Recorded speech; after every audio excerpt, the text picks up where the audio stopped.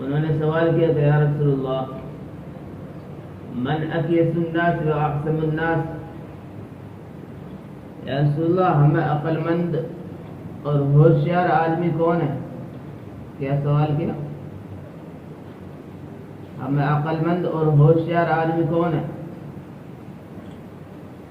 تو ہماری زبان میں تو یہ کہہ سکتے ہیں کہ عقل مند آدمی تو وہ ہے جس کے پاس مال ہو، چاہے حرام طریقے سے ہو چاہے حلال طریقے سے ہو، مال ہونا عقل مند ہونے کے لیے ضروری ہے۔ بیوقوف آدمی وہ ہے جو نماز بھی پڑھتا ہو اور اس کے پاس مال بھی نہ ہو، وہ احمق ہے اس زمانے میں۔ تو ہمارے اندر جو عقل مند کی جو پہچان ہے، جو اس کی علامت ہے، وہ یہ ہے کہ اس کے پاس مال ہو، چاہے اس کے پاس دماغ بالکل بھی نہ ہو، عقل سے بالکل زیرو ہو، لیکن اس کے پاس مال ہونا ضروری ہے، وہ عقل مند آدمی۔ اللہ نبی صلی اللہ علیہ وسلم نے ارشاد فرمایا، سوال تم نے بہت اچھے کیا ہے، من اکیس الناس و احسم الناس، لوگوں میں عقل مند کون ہے اور ہوشیار آدمی کون ہے؟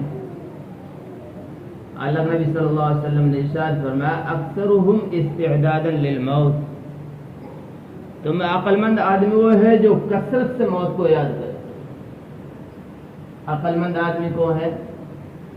کثرت سے موت کو یاد کرے، یعنی وہ اپنے انجام سے بے خبر نہ ہو، اس کو اپنے انجام کی پتہ ہو کہ میرا انجام یہ ہونے والا ہے۔ آگے فرمایا، ذهبوا بشرف الدنیا وکرامات الآخرہ، جو یہ بندے ہیں یہ دنیا کی شرافت، دنیا کی عزت اور آخرت کی عزت کو لے گئے۔ دنیا کے اندر بھی معزز ہو کر چلے جائیں گے اور آخرت کے اندر تو ان کا درجہ ہے ہی، ذهبوا بشرف الدنیا وکرامات الآخرہ، یہ لوگ بڑے معزز ہیں۔ عائشہ رضی اللہ تعالی عنہ کی ایک روایت میں اللہ نبی صلی اللہ علیہ وسلم نے ارشاد فرمایا،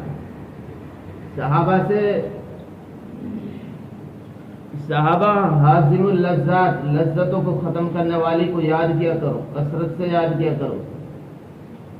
صحابہ نے ارشاد فرمایا، یا رسول اللہ لذتوں کو ختم کرنے والی کیا چیز ہے؟ فرمایا، ما حازم اللذات قال الموت، جو لذتوں کو ختم کرنے والی وہ کیا ہے؟ موت ہے، اس کو کثرت سے یاد کیا کرو۔ عائشہ رضی اللہ تعالی عنہ ایک دوسری حدیث میں اللہ نبی صلی اللہ علیہ وسلم کے ارشاد نقل فرماتی ہیں، یا رسول اللہ کسی کا شہیدوں کے ساتھ بھی حشر ہو سکتا ہے؟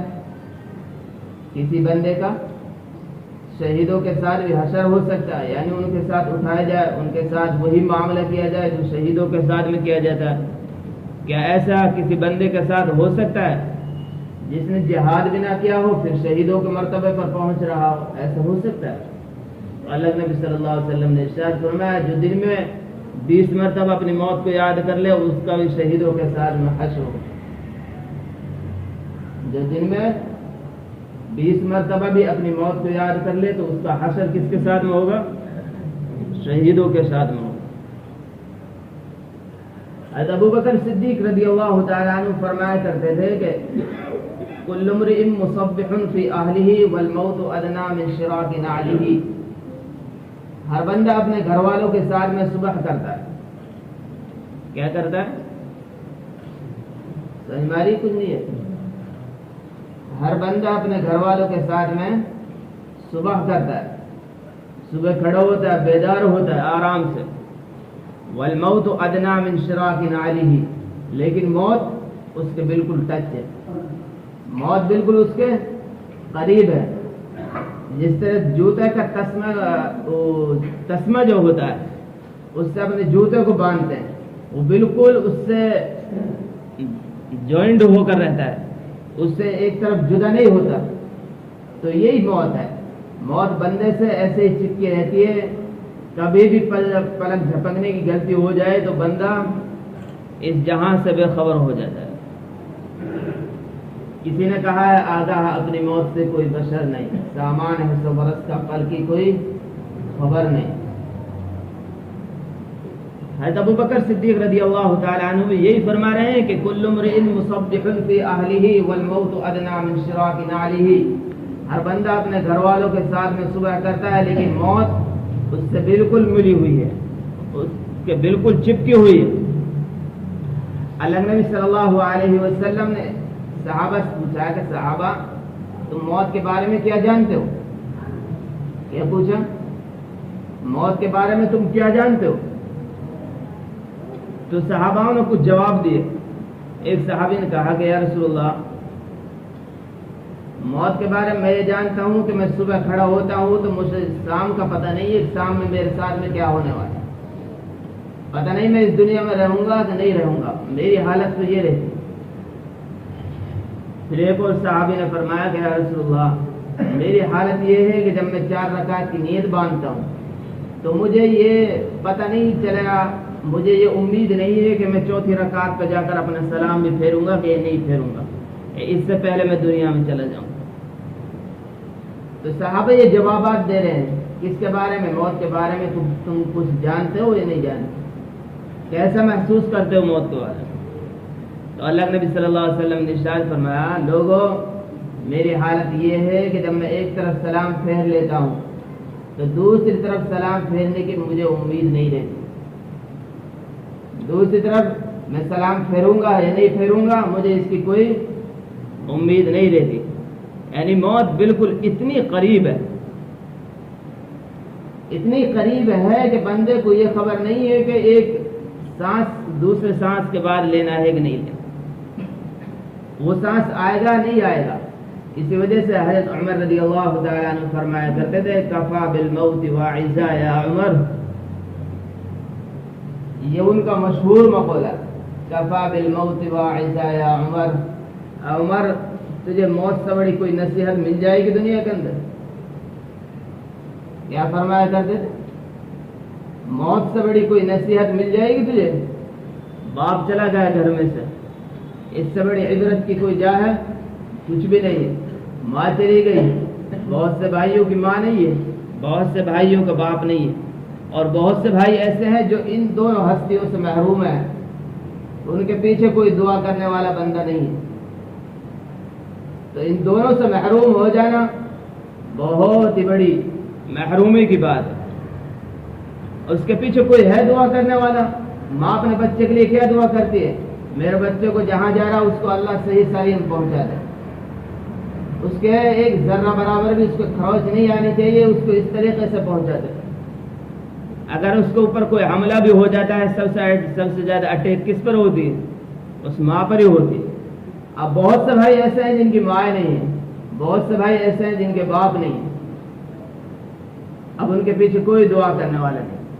تو یہ عبرت کی جا ہے، یہ عبرت کی نشان ہے۔ تو اس سے بڑی کوئی نصیحت بندے کے لیے ہو جائے گی؟ رشتہ داروں میں سے کتنے غائب ہو گئے جو ہمارے ساتھ بیٹھتے اٹھتے تھے، کتنے ایسے تھے جو ہمارے ساتھ کھانا کھا رہے تھے لیکن آج اس دسترخوان پر نہیں بیٹھے ہوئے ہیں، کہاں چلے گئے؟ سب اس دنیا سے فانی کر گئے، اس دنیا سے دوسرے جہاں میں چلے گئے۔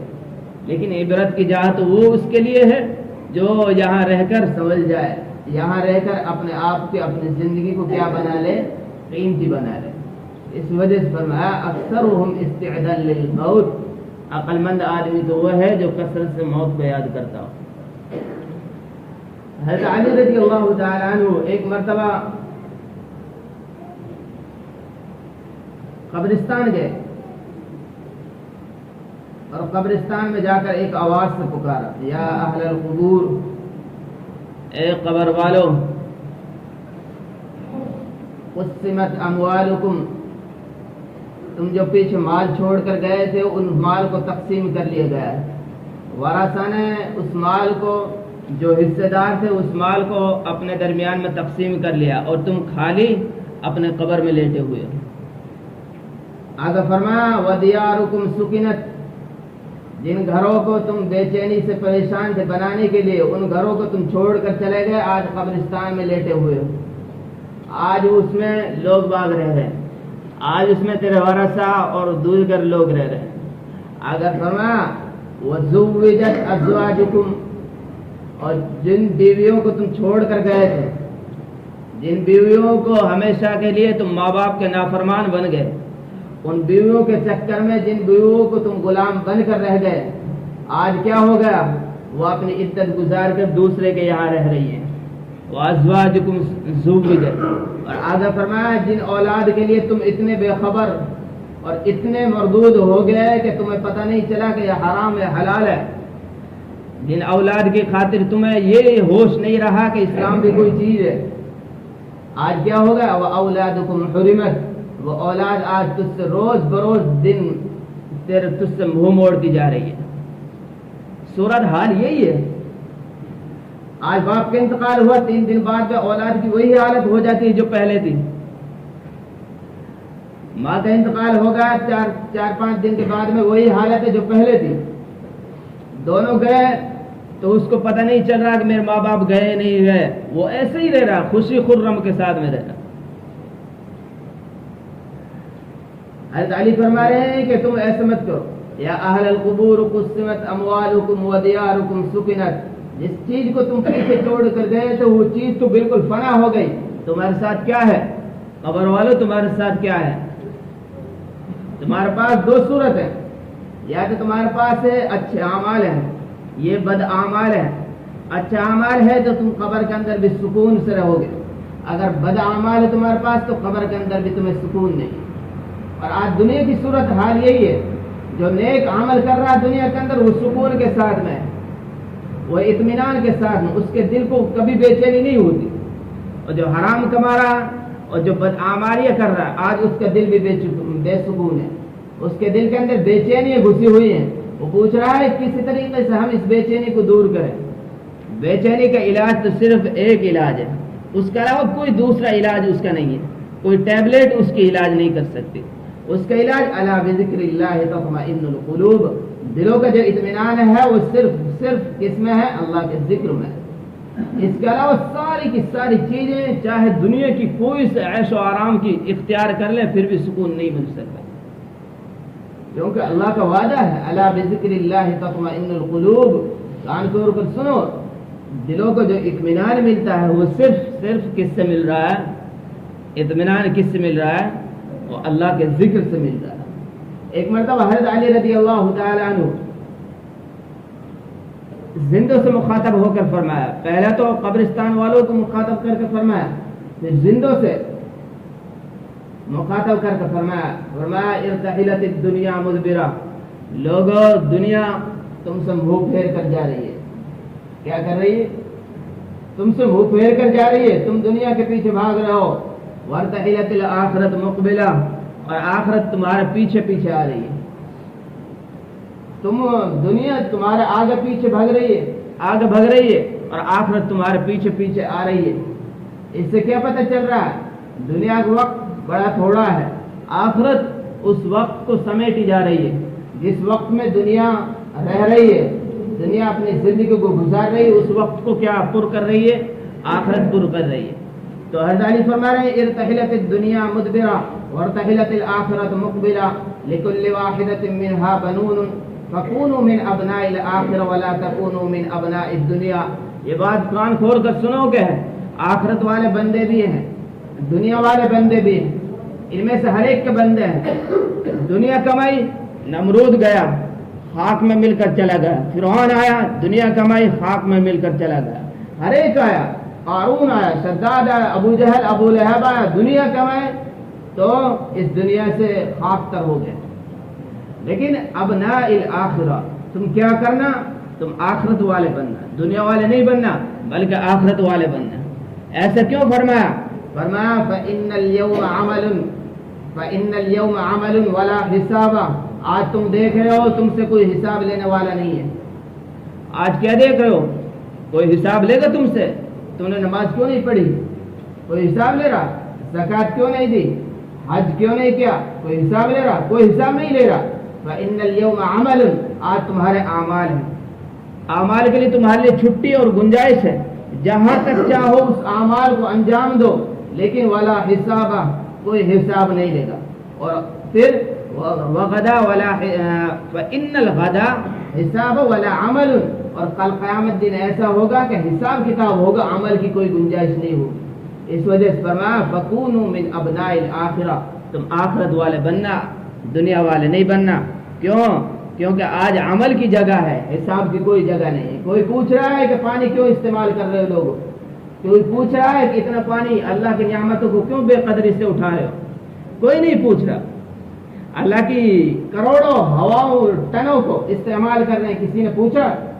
کوئی نہیں پوچھ رہا۔ اس اللہ کی ہواؤں کو استعمال کرنے پر کوئی حساب کتاب نہیں لے رہا۔ کسی کو پتہ چل رہا ہے چاند اور سورج اور روشنی کر رہے ہیں، اس روشنی سے جو فائدہ اٹھا رہے ہیں، کسی نے سوال کیا کہ اس فائدہ کیوں اٹھا رہے ہو تم؟ کوئی سوال نہیں کر رہا۔